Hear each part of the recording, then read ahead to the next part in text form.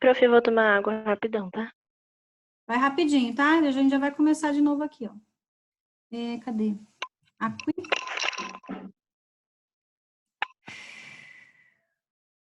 Vamos falar agora da reforma agrária. Deixa eu só ver se tem mais gente aqui para entrar. Tem.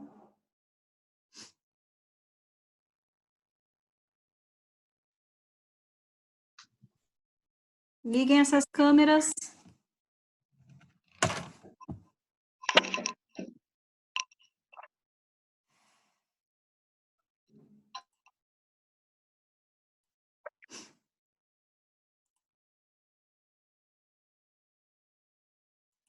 Bom, vamos lá.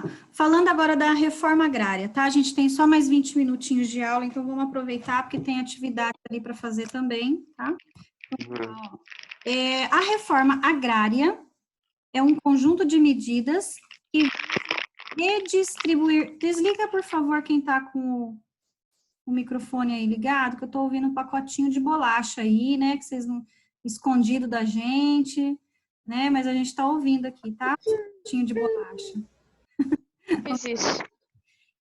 A reforma agrária é um conjunto de medidas que visa redistribuir as terras, alterando a estrutura fundiária de um local, no intuito de promover a produtividade e a igualdade social, tá? Então, assim, a reforma agrária, ela foi proposta, já tem muitos anos, tá, gente?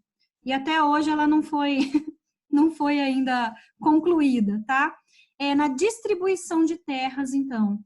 Essa distribuição de terras, geralmente, é terras que estão sem nenhum tipo de plantio. Murilo, tá? Eu não vou, se eu chamar sua atenção novamente, eu vou mandar um recado para a Kézia ligar aí para sua mãe, ok? Então, é na distribuição de terras, tá? Essas terras que seriam, né, distribuídas, geralmente são terras que não estão sendo cultivadas, tá? Elas estão paradas. Não está sendo cultivada de nenhuma forma, nem para plantação, e nem para criação de gado ou de outro tipo aí, tá bom? Ela está sem fazer nada, é uma terra que está lá esquecida, tá? Então, só que essas terras têm dono, tá? Então, aí, o governo federal, ele tenta, né, há muitos anos, fazer, então, essa reforma agrária, tá? Que é a redistribuição de terras para quem quer plantar, tá bom? Então, Tá super tentando. posso voltar à explicação? Para isso, o governo desapropria áreas rurais que não estão cumprindo a função social da terra, estabelecida pela Constituição Federal de 1988, na qual se declara que uma área é improdutiva quando não utiliza os recursos de forma considerada responsável com o ambiente ou quando não respeita os direitos e o bem-estar de trabalhadores e moradores, tá? Então, essas áreas improdutivas, elas estão sendo, vamos falar assim, o governo federal, lembra que eu falei que essas áreas, elas têm dono, tá? Então, o governo federal oferece uma proposta, tá, de pagamento para essa área, e aí depois ele acaba distribuindo essa área para os pequenos, né, no caso, pequenos produtores que querem cultivar, né, cultivar naquela área, tá? Nem sempre é de forma pacífica, e a gente vai ver, tá bom? A desapropriação dessas terras aí. Se de acordo com os critérios estabelecidos, uma propriedade não cumpre tal função social, ela pode ser desapropriada pelo governo mediante indenização. Então, essa indenização aqui é a proposta que o governo ele dá para pro dono daquela área, né? Ele vai lá e, por exemplo, fala assim, ó, vou pagar R$1 milhão nessa área sua para desapropriar essa área, tá? E aí, se o dono daquela área ele concordar, então o governo federal paga para ele e depois o governo federal redistribui essas áreas para pessoas que querem plantar, tá bom? Só que nem sempre o valor que o governo federal paga é o valor que realmente aquela área ela custa, tá? Geralmente ele vai colocar um valor bem mais abaixo, e aí tem muitos donos de propriedades que não aceitam, tá?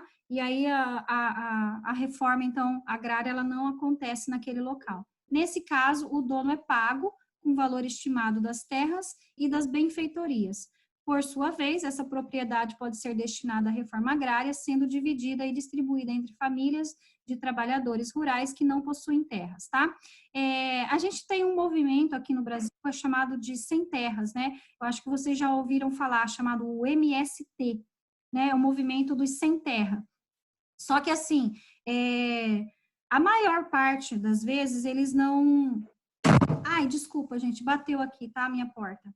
Por causa do vento. A maior parte das vezes, esse movimento sem terra, as pessoas, né, que fazem parte do movimento sem terra, eles entram nessas terras de forma pacífica, tá? Às vezes eles entram de forma... só um pouquinho.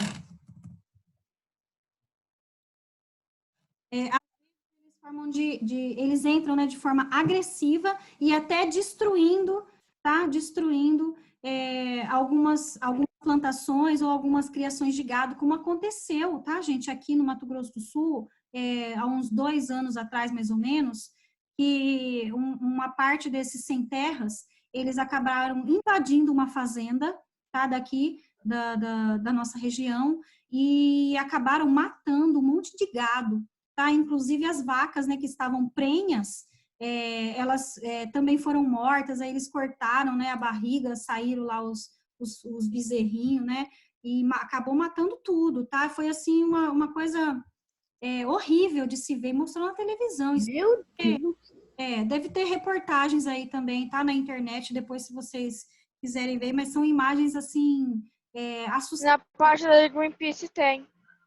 São páginas, são coisas assustadoras que eles fizeram, tá? De forma que não foi pacífica, né? Então, vamos lá, ó, ao tentar pressionar o governo e a realizar os processos de reforma agrária, surgiram movimentos sociais de trabalhadores rurais sem terras, tá? Aqui no nosso caso, a gente tem o MST, aqui ele fala, ó, do MST. O objetivo deles é de fazer com que os imóveis que não cumprem a função social da propriedade sejam redistribuídos. Um dos movimentos mais conhecidos no Brasil é o movimento dos trabalhadores rurais sem terra, o MST, que utiliza entre suas práticas a realização de passeatas e manifestações. No entanto, algumas de suas ações causam polêmicas, como a de acampar no interior das propriedades que eles alegam não cumprir suas funções sociais e são acusados de invadir fazendas. Na visão do movimento, as propriedades estariam sendo ocupadas legalmente e não invadidas. Às vezes, quando a gente viaja, né, para o interior na estrada, a gente vê acampamentos, né, de lonas, né, de barracas ali de tábua, né, que se formaram nas margens da rodovia, né, das rodovias. Ali são acampamentos de sem terra, tá? Que estão esperando, então, o governo desapropriar aquela área que está ao lado delas lá, para eles poderem entrar e plantar, né, cultivar naquela área, tá? A reforma agrária pode ser um caminho para diminuir a tensão social nos grandes centros urbanos, mas precisa ser realizada de forma organizada, a gente sabe disso, né?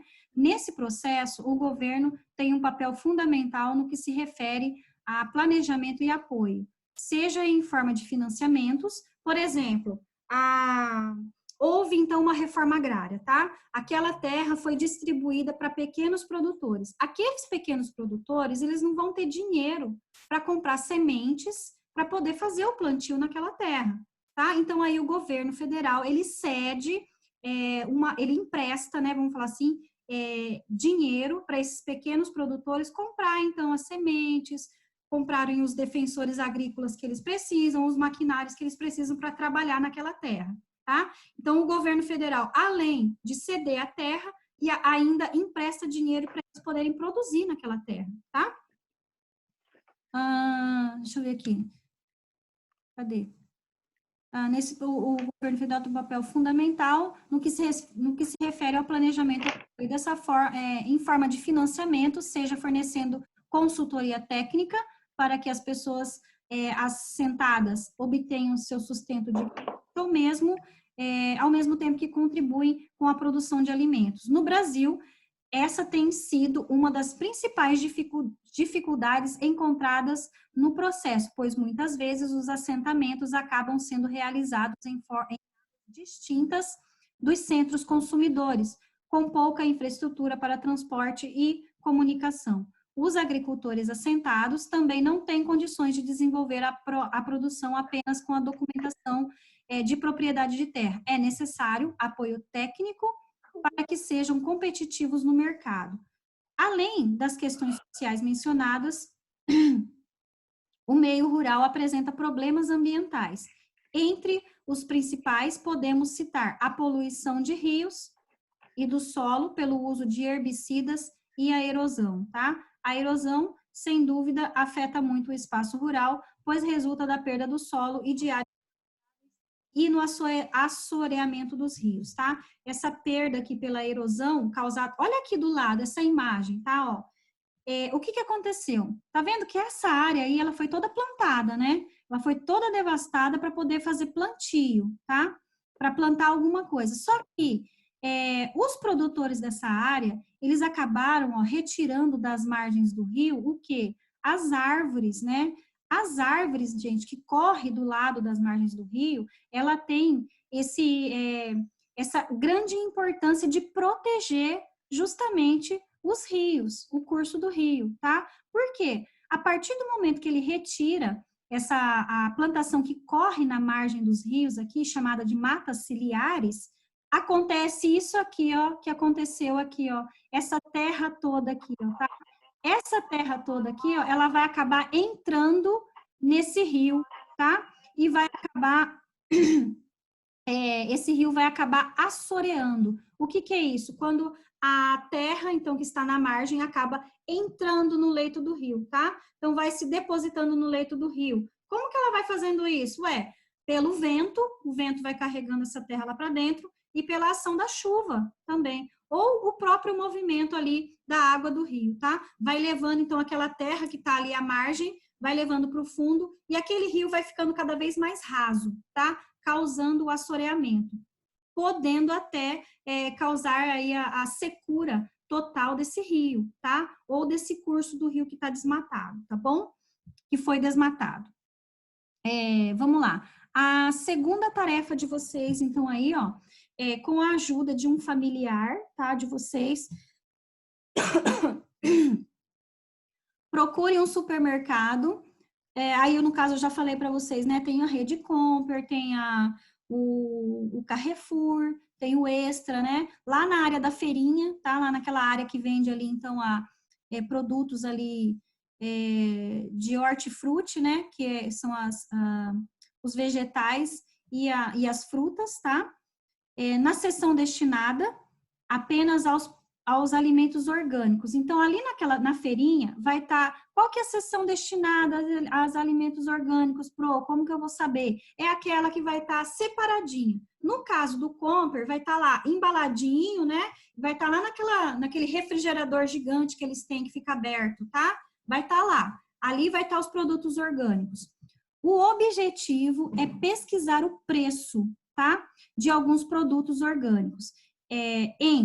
Olha aqui, ó, produtos, preço orgânico e o preço convencional. Então, por exemplo, ele deu aqui o alface, tá? O alface, você vai procurar lá no produto orgânico, quanto que tá uma cabeça de alface.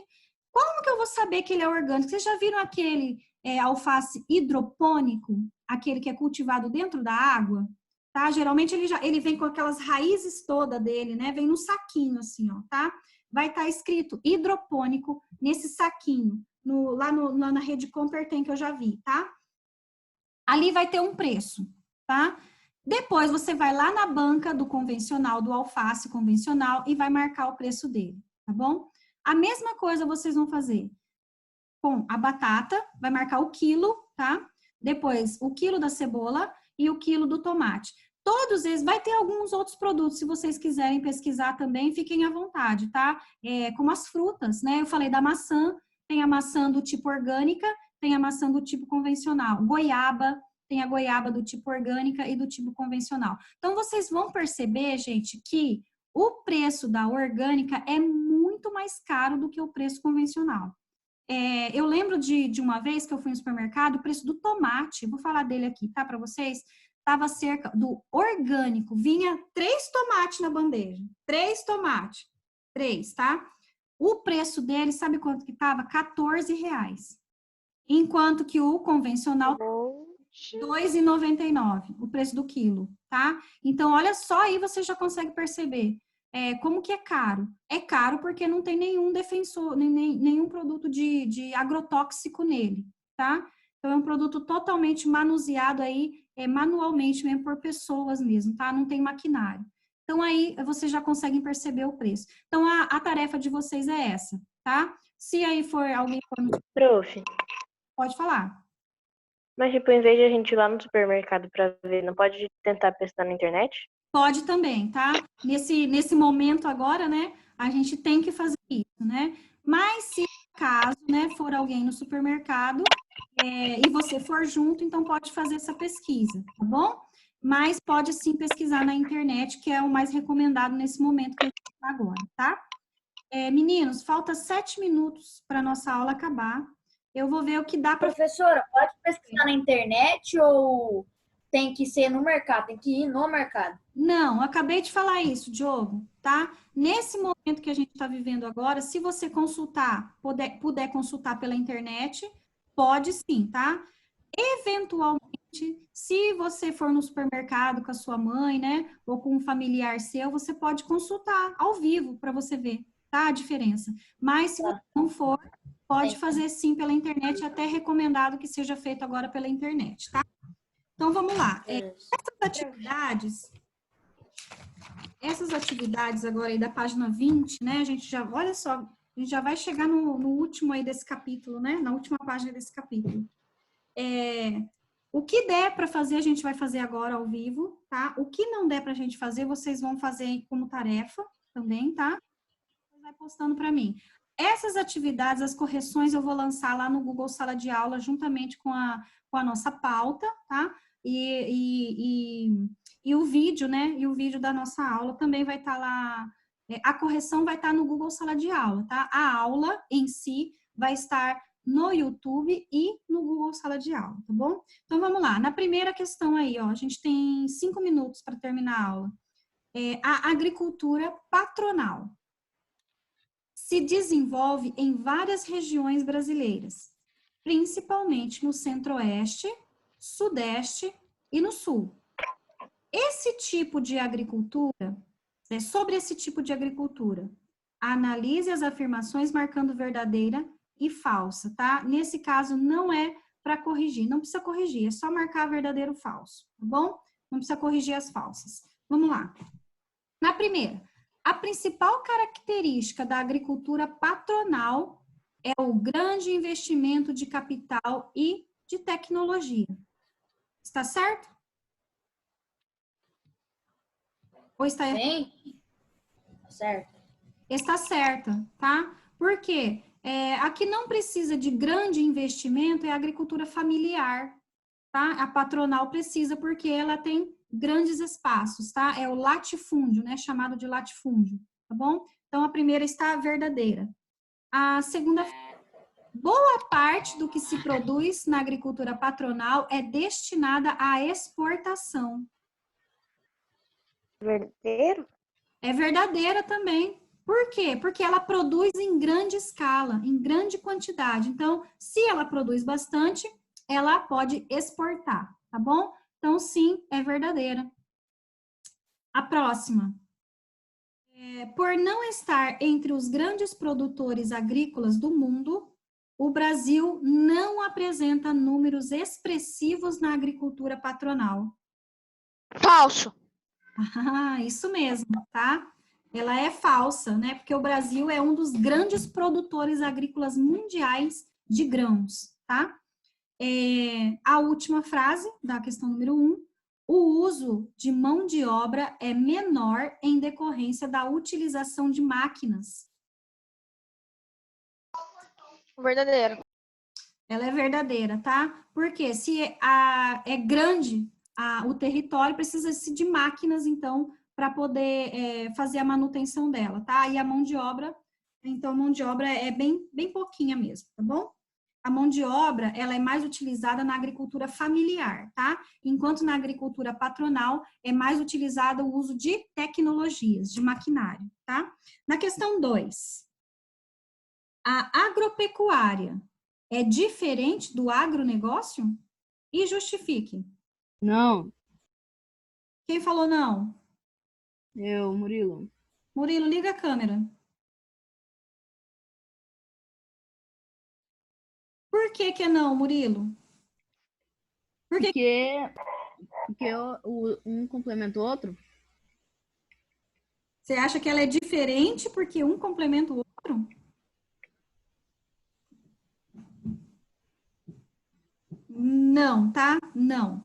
Então vamos lá, ó. A resposta, a agropecuária é diferente do agronegócio? A resposta é sim, tá? A resposta do Murilo, não, tá? Então a resposta ela é sim, porque as duas são diferentes, tá? A agropecuária é totalmente diferente do agronegócio. Agora a gente vai falar o porquê, tá? Então sim, vírgula. A agropecuária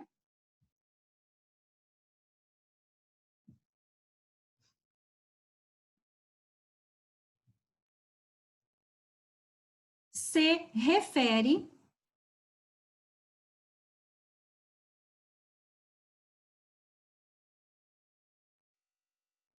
à agricultura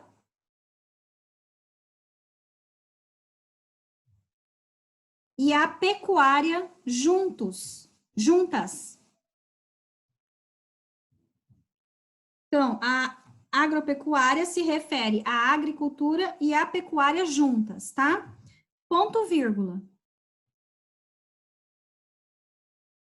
Já o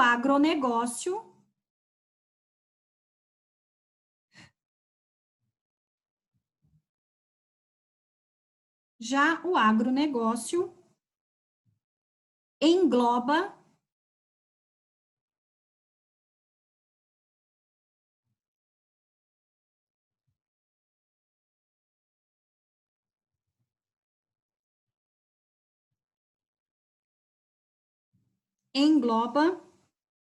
toda a cadeia produtiva,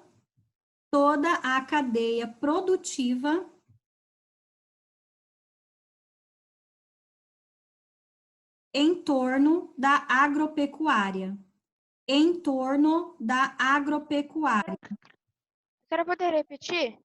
Sim, Para já o agronegócio engloba toda a cadeia produtiva em torno do agronegócio. Meninos, acabou o nosso tempo, tá? Já é 11h20, já, eu não sei se vocês têm sexto tempo hoje, mas façam então aí, ó, atividade 3, 4, 5 e 6. Postem para mim, tá? Pode mandar aqui no meu celular, tá bom? As atividades feitas. E aí não se esqueçam de quem precisar, de olhar lá no YouTube, tá? A aula, para quem faltou também, depois avisam eles aí, vai estar lá no YouTube. As atividades corrigidas vão estar lá no Google Sala de Aula, tá bom? Então, beijinhos a todos. Até a próxima aula, tá, gente? Tchau, tchau. Tchau, prof. Tchau, tchau.